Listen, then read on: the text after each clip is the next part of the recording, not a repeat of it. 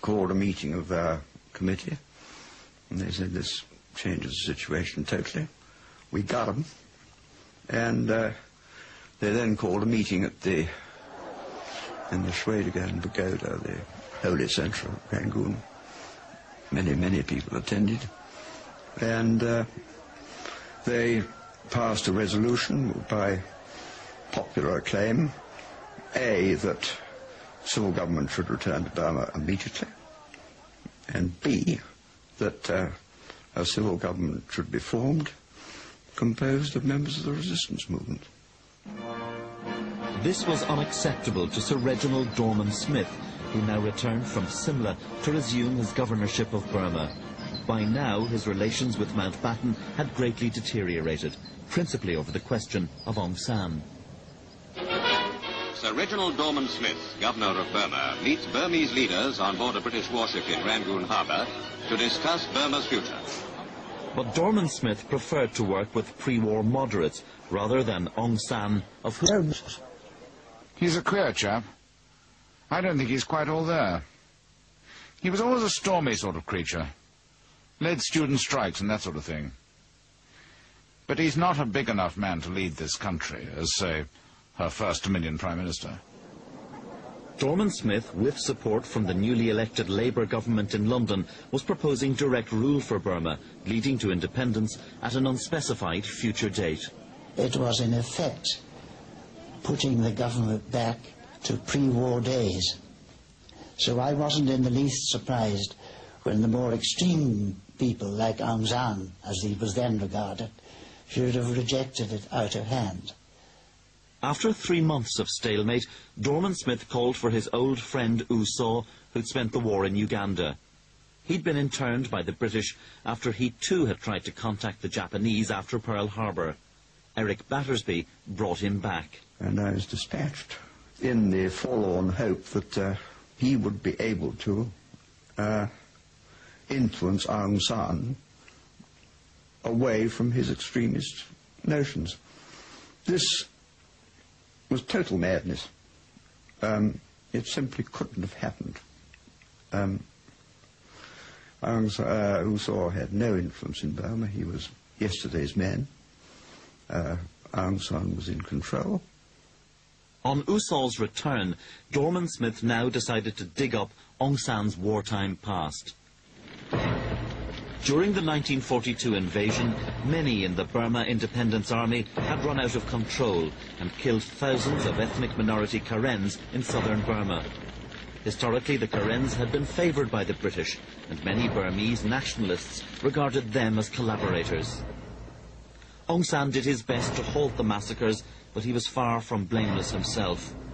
Dorman Smith now assembled a dossier of evidence that Aung San had murdered a village headman during the 1942 invasion. Aung San, for his part, maintained he was merely carrying out a summary execution of a British collaborator. Dorman Smith ordered his arrest. Well, Dorman Smith simply wanted to get rid of my father. He thought that if he could pin a charge of murder on my father, it would effectively remove him from the political scene. It would make him unpopular with the people, and I think he also expected to be able to take action against him, put him into prison. That was how he saw it, which was an indication of the fact that Dorman Smith simply didn't know what was going on in Burma. I think he was possibly motivated most of all by hatred of Aung San, who represented all that he himself objected to and hated. But before Aung San could be arrested, Prime Minister Clement Attlee consulted the file. He concluded that Dorman Smith had lost his grip and recalled him at once. Dorman Smith remained unrepentant and later wrote to a friend, "We'd already hanged a number of Aung San's lesser colleagues for similar offences, and I failed to see why he shouldn't take his chances before a jury. We might have felt bound to exercise clemency had he been sentenced to death, but we could have dealt with that when the situation arose." With Dorman Smith out of the way, Aung San and his renamed anti-fascist People's Freedom League were now firmly in control. They demanded immediate independence and came to London to get it. My colleagues and I have come to London in response to the invitation of His Majesty's government in order to discuss the constitutional questions of Burma. The demand of our people is complete independence. Attlee was impressed and gave Aung San what he wanted, a guarantee of independence within 1 year. I've sometimes wondered what would have happened if the Conservative government had still been in power, because I think Churchill had been reluctant enough over India, but I think with the history of Burma, and this, as Churchill would have regarded him as a dangerous traitor, I doubt if his government would have so readily given in, as some people thought, to the demands of the Burmans. Aung San was surprised too. Before leaving for London, he had laid plans for an armed rebellion to be activated had the talks not gone well. A Burmese friend of mine told me that the start of the plans was to be the murder of as many as possible of British officers and their wives. And this friend of mine told me with gusts of laughter, I was to kill you and Nancy. Well, that took me somewhat aback, but he seemed to think it was a joke, so I thought I'd better treat it as a joke too. Still, I never felt quite the same about him. Aung San returned from London to great acclaim, but by now Burma was set to leave the Commonwealth. While in England, he had told Mountbatten why. He said, I have very sad news. I have to report to you I can't possibly keep Burma within the Commonwealth. I said, why not? He said, because things changed completely after you left. The governor took a violent, I don't say dislike me, he tried to persecute me. He tried to get evidence that I had committed crimes and atrocities so that he could try me, and I think he wanted to hang me.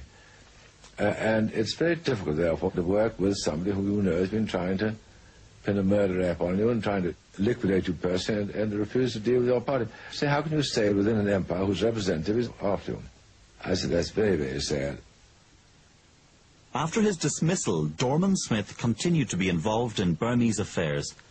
He took a great interest in the minority Karen's claim for their own separate state.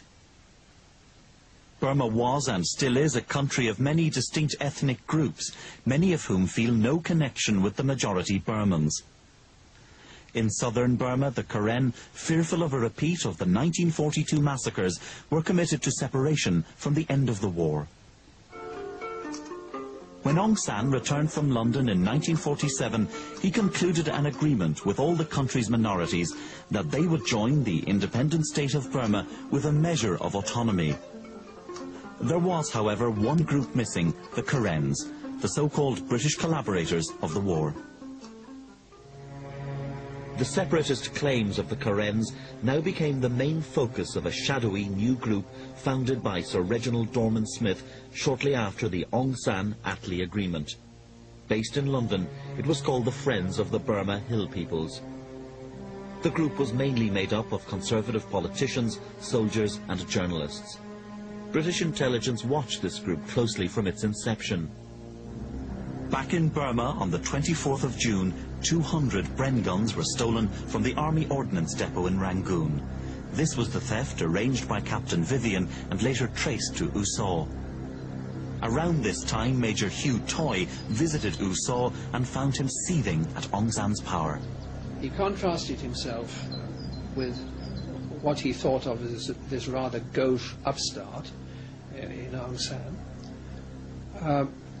And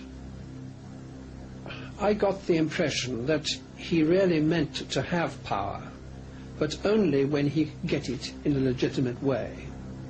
On July the 14th, the arms thefts came to light. The following Saturday, Aung San was proposing the cabinet tighten security at the Secretariat when they were rudely interrupted.